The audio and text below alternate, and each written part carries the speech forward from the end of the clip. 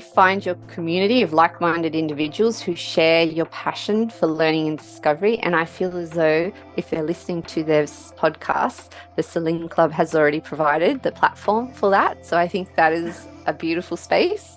So congratulations. Welcome to another enlightening episode of SELINTalks, where we dive deep into the transformative world of education, exploring ideas that redefine how we teach, learn, and grow together.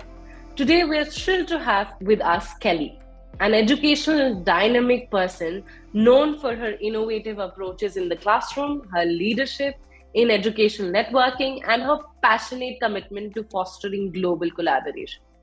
Kelly has carved a niche for herself as a trailblazer in leveraging project based learning, reimagining curriculum, and embedding empathy and design thinking into educational practices. Her journey is a testament to the power of creativity, dedication, and relentless pursuit of excellence in education. So, whether you're an educator looking to get inspired, a professional seeking to connect, or simply a lifelong learner, this conversation promises to spark ideas and ignite a passion for innovation in education. Let's welcome Kelly to SELINTalks.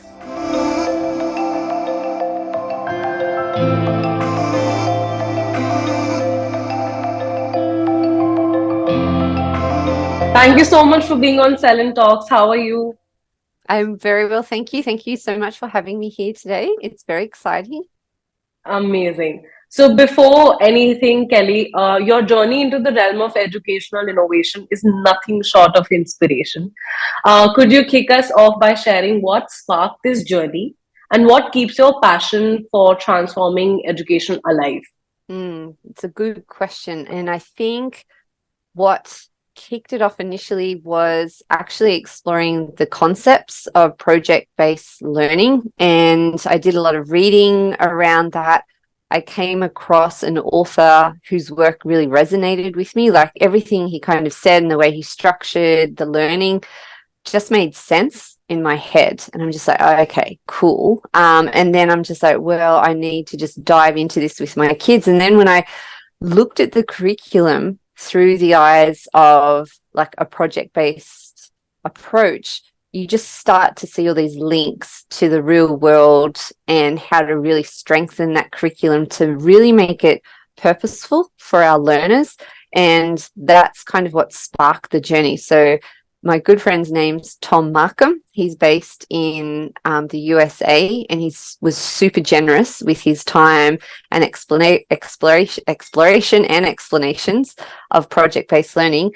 And I guess what keeps my passion for transforming education alive is, for me personally, once you see the results of trying new things and how engaged your learners are, you can't go back. It's like I can't go back to the traditional style. So once you kind of know a better way, I just have to keep pursuing it. So that's what keeps me inspired. That's amazing. You talked about a friend in US. I think that passion clearly also drives global collaboration efforts. Building on that, could you how do you approach creating these global connections in education, and why do you see it as a cornerstone for both educators and students today? Initially with Tom, I saw his work on what was Twitter back then, now X, and reached out to him on Twitter just with a question to clarify. And I was a little bit shocked when he actually replied. I went, oh my God. And I think I learned from then, and he encouraged me to build like a LinkedIn profile. He went, no, you need to get a LinkedIn profile. And what I have found is when you reach out and put yourself out there, and that can be very confronting and overwhelming. There's so many people that want to help and invest in our future. And that future for us as educators is absolutely invested in our learners. So that is really, really important to, even though, teaching, we can sit in our comfort zones, it's really important to step outside of them. And I reach out to real live industry experts to become like an authentic audience to our students. And that just takes the learning, motivation, and engagement to a whole nother level, because the kids can see this purpose of learning outside of the school walls, and to present their concepts, ideas, or to get feedback from someone in industry is very powerful, much more powerful than teacher or parent feedback. And I see it as a cornerstone for educators and students today, because you need to build the capacity of our kids to empathize and understand the real world. A really good example is our sustainable development goals. Like, they're our global goals. So why aren't we working as a global community and there's lots of great work happening, but that's kind of where I see it's a cornerstone, and we've just got to be a little bit brave. You don't have to start super big. It could just be someone in your local community that works in an industry. You don't necessarily have to go global, but I do see there's a really important way that, we're all on one planet and we all want to do great work for it. So I think that's why it's super important. That is a very good approach, actually. You rightly said that it's actually putting yourself out there, and kind of, there are people, but also you mentioned like project learning and industry feedback that are so important. Your experience with project-based learning truly actually highlights the potential as a catalyst for innovation as well. Can you share an example on how this approach has transformed your classroom dynamics or impacted your students in a profound way? It's really interesting because it can impact your class in good ways and confronting ways. Very often your higher ability, more academic students very much struggle with project-based learning because it is working in groups, and it's usually always focused around a driving question, and that's a question that you can't Google and find the answer to. So that very much frustrates our high achieving students who just want to work on their own and find the answer and move on. Like, what am I learning next? So in terms of initial, you will find your higher academic kids will struggle and they will buck and squeal. But our lower ability or just, average students actually thrive, because even our lower ability students are always finding ways to get out of doing learning. So they're already out of the box thinkers. So when they come to a question that they struggle with and can't find the answer, that's nothing new to them. So they sit in that space a little bit more comfortably. But once everybody finds their footing and know that it's not going to go away, we've actually found that it will lessen behavior difficulties within class, because everyone's heading in the same, everyone's heading towards answering this driving question. So as long as we as educators provide the scaffold for that, the kids can bounce around in that space.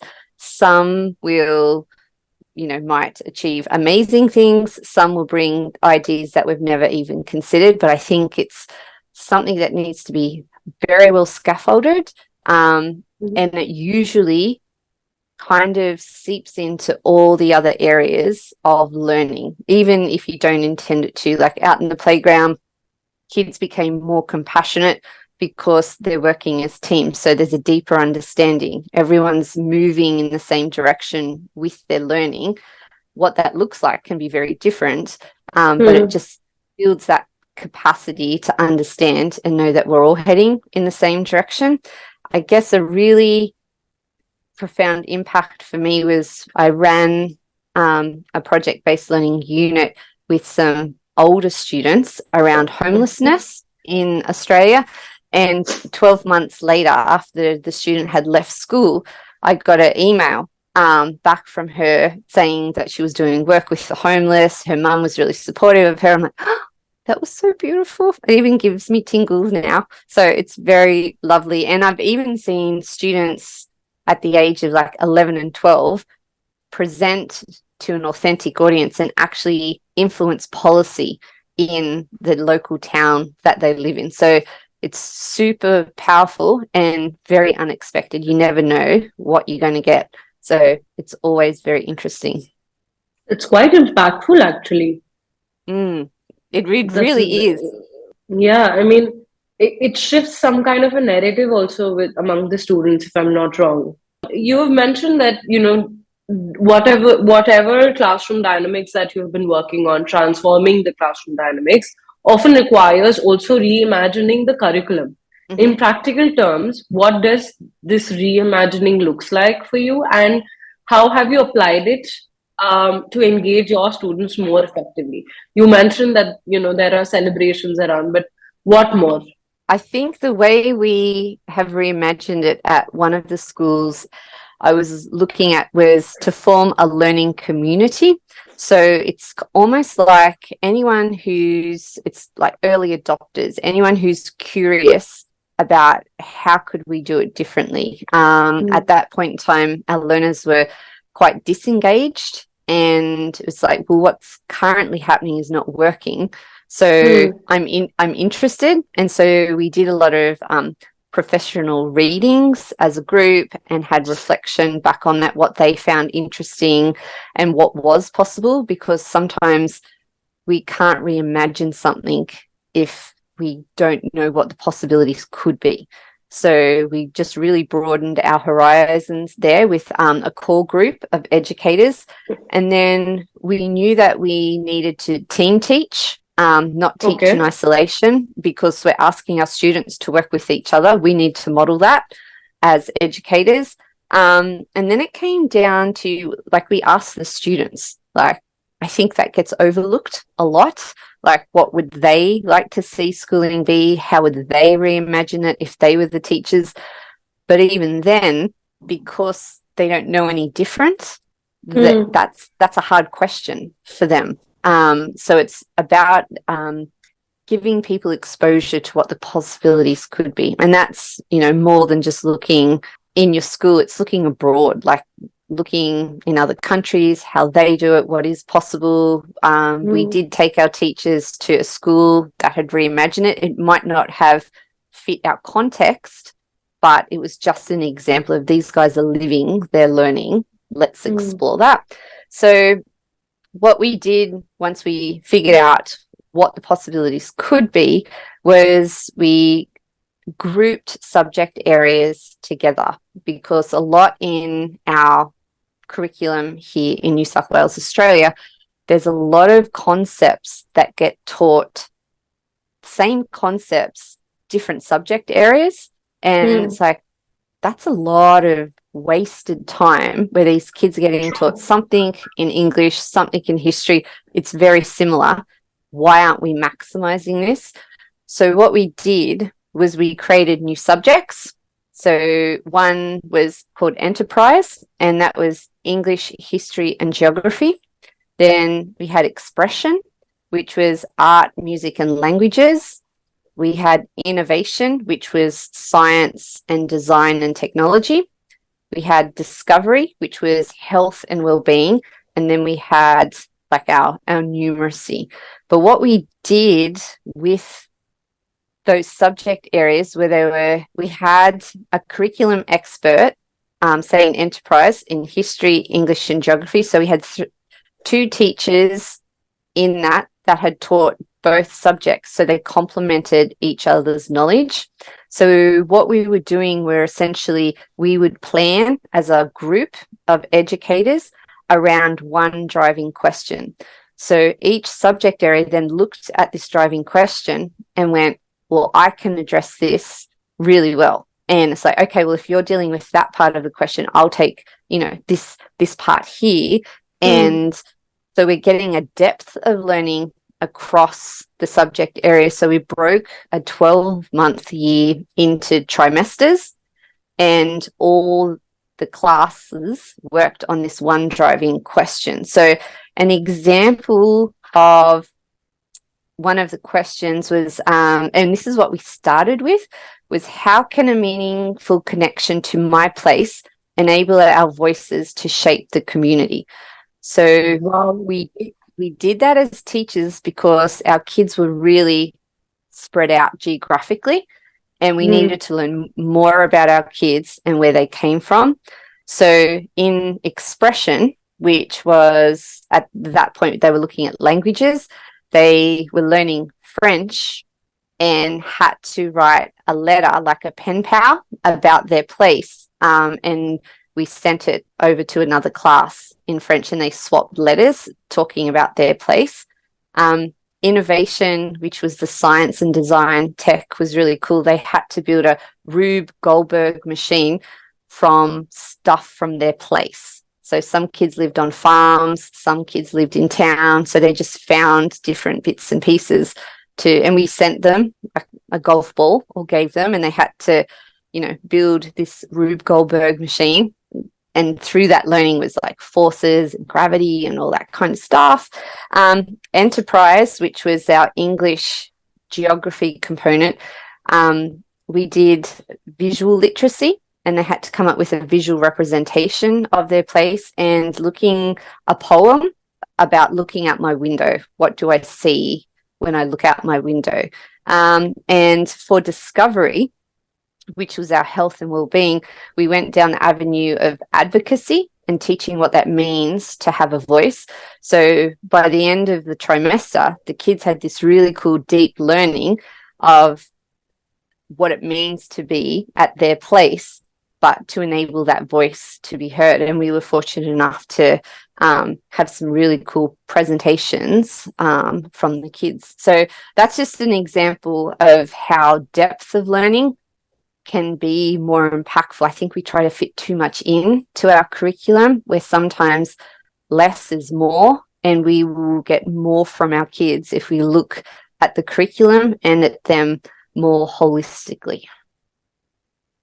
This is great. I mean, this is great. It's so innovative, yet so nicely done, like you've explained. And it gives them gives the kids exposure. And I love the fact that you have been working on actually knowing about the kids, where they're from, how do they communicate, and oh my god, that's just amazing. I think this should be practiced globally, and I'm sure after the trimester, like you said, they will never forget these things. I mean, these concepts, this entire curriculum, the reimagined curriculum that we talk about, it will be so innate. I don't think there will be any mugging of sorts when you're learning the concepts just to mug them and things like that. This is really practical and really good. There must have been a lot of challenges also. Could you share some of the hurdles you have encountered, and how have you managed to actually overcome them? I've been very fortunate with the teams of people that I've worked with. They have had faith in the process, I think, which is really important. And in terms of hurdles, we had like staff backlash. They didn't want to change anything. And that's why it's important to start with those early adopters, like put an expression of interest out there, even if it's a lunchtime reading club, going anyone who's interested in doing some readings or want to talk about what's possible. We had parents complain, and that was more due to everyone's been to school and everyone thinks they know what school should look like because they've all been to school. Not everyone has studied law or medicine or engineering. So, what people feel as though they don't understand, they tend not to comment on too much.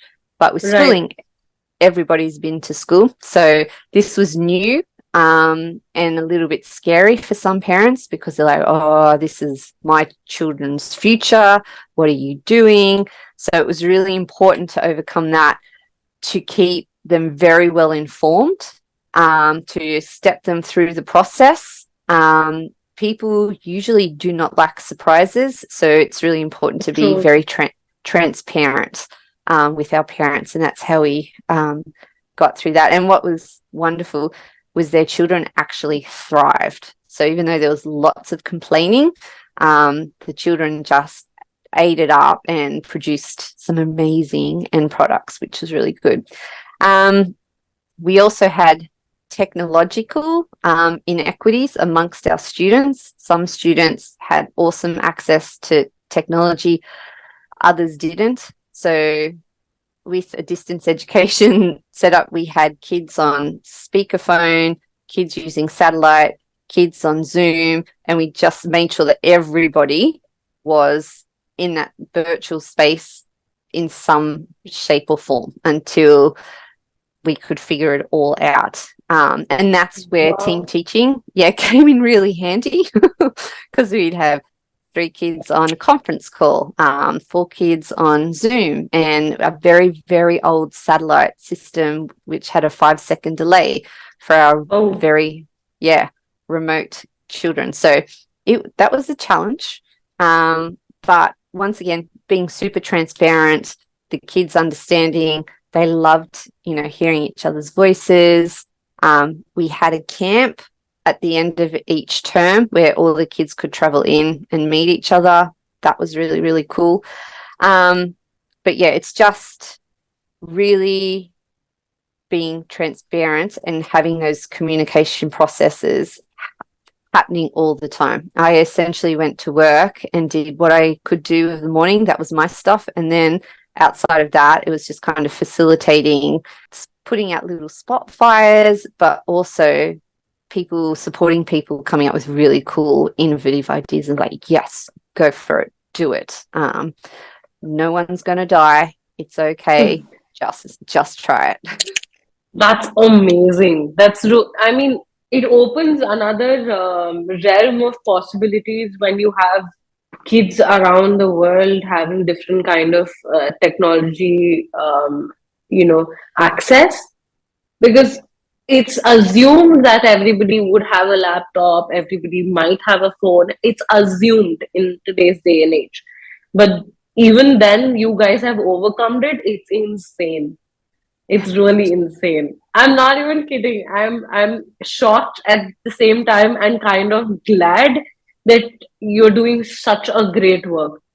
You've mentioned that, the traditional way of schooling is quite different, and people know this is how the schooling went, and this is how parents wanted their kids to be learning and things like that. How did you manage to convince? I mean, I'm sure the result kind of helped convincing the parents that, okay, this is something that is actually better than the traditional way of teaching or traditional way of learning. How, in the initial conversation, how did you convince the parents? We got the parents to come into the school, and we found really interesting through our research and our readings, really good evidence to support the need for a shift. And we picked which was most applicable and would resonate for our parents, because you don't want to overwhelm them with academic jargon. It needs to, make sense. And be relatable to the real world as well. And we showed them what a timetable would look like.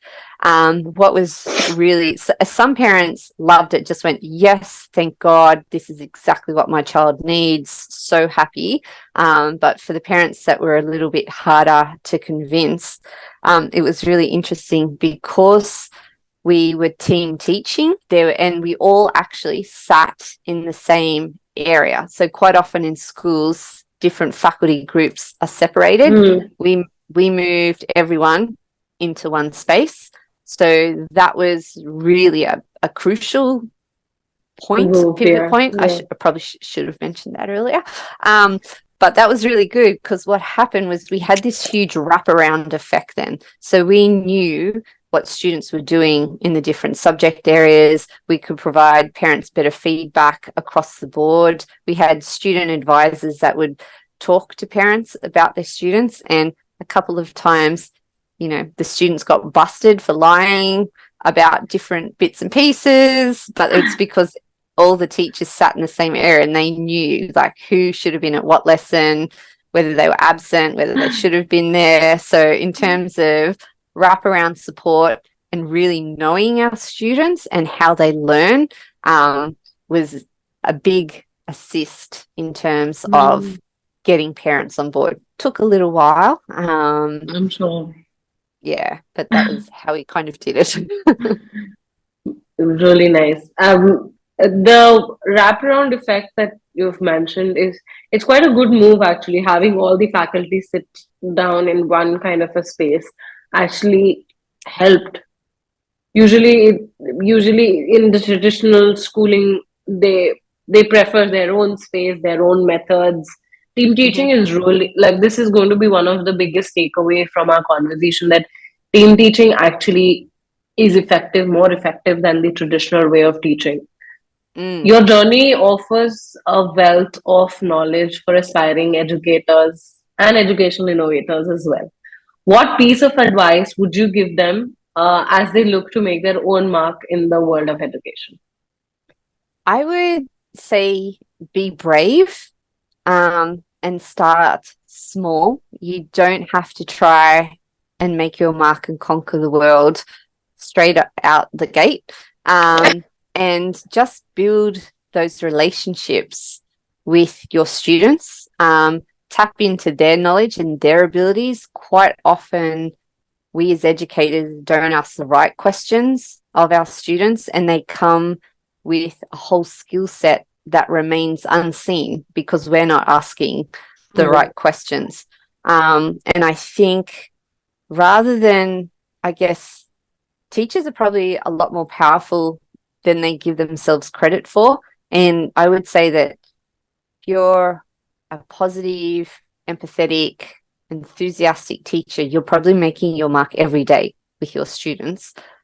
You may not know that, and that's and that's why I think quite often a critical reflection with your students is really important because they say sometimes super powerful, often very honest feedback that might be a little bit hard to hear, but it does make you a better educator and gives you a deeper understanding of your learners. So I definitely say be brave, start small, build that critical reflection to better understand your learners. Before we wrap up, could you share a message or a call to action for our global education community that is Selin Club, especially for those who are striving to foster more collaborative, innovative, and empathetic learning environment and teaching environment, and to everybody who's listening, who will be listening to this podcast? Definitely find your community of like-minded individuals who share your passion for learning and discovery. And I feel as though if they're listening to this podcast, the Celine Club has already provided the platform for that. So I think that is a beautiful space. So congratulations. In terms of a call to action, I just think stay curious. I think we as educators need to inspire our students by encouraging them to explore the world with wonder and a critical eye, but most importantly, empathy. And I think that's a really nice way to build the capacity in our students. That's amazing. That's really amazing, on point, and very simply explained. I really love the fact that even in your teachings, even while we're talking in the conversations that are happening, and the way that you're leading the curriculum, the teaching, the all the initiative is very practical, very simply put, and they're very useful. It's not some like imaginary thing that are being taught or imaginary conversation that this should be our future, that it should look like, and things like that. You're on point with, we need to raise critical thinkers. We need to have a safe space for them. We need to have some kind of a structure in the classroom as well as home, wherever the kids are going. It's really it has been a very mindful conversation today. Thank you for having me. And I think sometimes we can get lost in the pedagogy of teaching. I think it's important to have it, but once you're in the classroom and you're face to face with your students, you just need to go, okay, well, what will work, what might not work? And it comes back to being brave. But yeah, talk to people that are living it. And like teachers are amazing. And I think they don't get enough credit or probably don't have enough self-belief in exactly what they bring to the table within the space. I've seen some friends leave teaching to go into other industry, and they went, wow, like it took them a little while to figure it out. But teachers, you know, they're relationship managers, they're great communicators. There's multitasking happening every day. And I think teachers 100%. do not give themselves enough credit for the amazing things that they do that would blow the minds of other industry professionals. The emotions that come with being a teacher from your little classes, it's a lot. I'm sure. I think it's more about broadening the horizon where you're working, and you have summed it up very well. Teachers are giving themselves less credit. They deserve more, and especially with the self reflection, that is very important.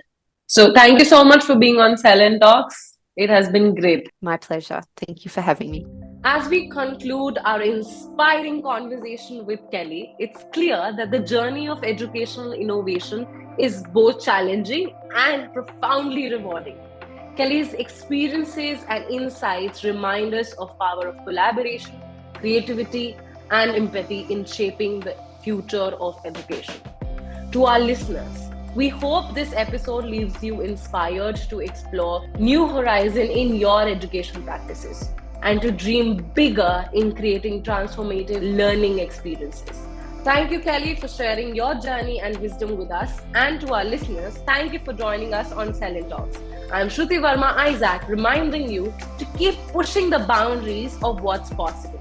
Until next time, keep learning, keep innovating, and keep making a difference.